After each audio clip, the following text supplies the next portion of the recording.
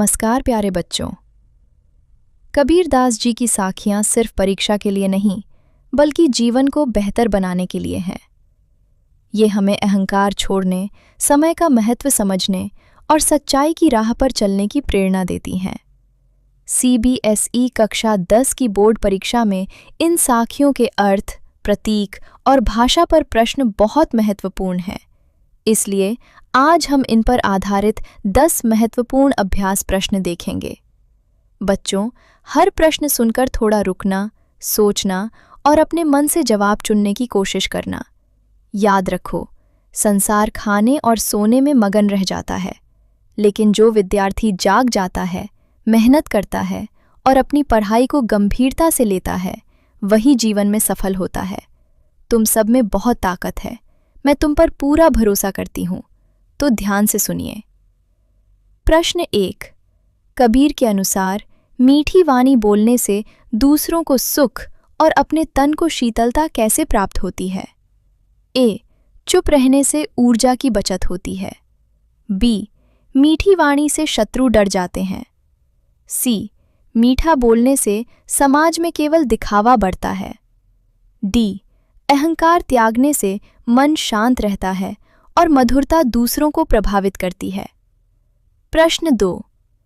कस्तूरी कुंडल बसै, मृग ढूंढत बनमाही। साखी में हिरण किसका प्रतीक है? A. वन में भटकने वाले जीवों का। B. जंगल की सुंदरता का। C.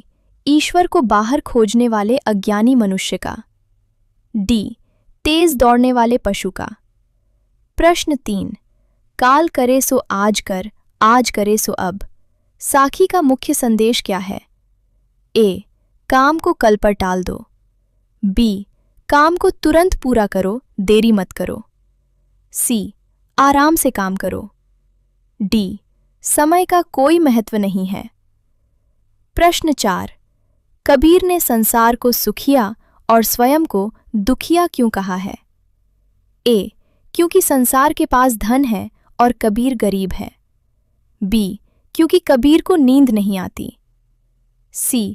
क्योंकि संसार में कोई समस्या नहीं है। D. क्योंकि संसार खाने सोने में मग्न है और कबीर ईश्वर के प्रति जागृत हैं। प्रश्न 5। बिरह भुवांगम तन बसै में भुवांगम का क्या अर्थ है? A. सांप। B. भ्रम। C. हवा। D. बीमारी। प्रश्न 6। कबीर के अनुसार निंदक को अपने पास रखने से क्या लाभ होता है?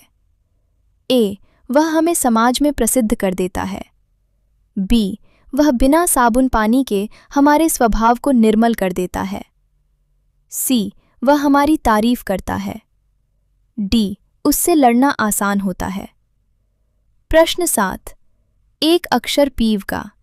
यहाँ पीव शब्द किसके लिए प्रयुक्त हुआ है? A. पुस्तकों के लिए। B.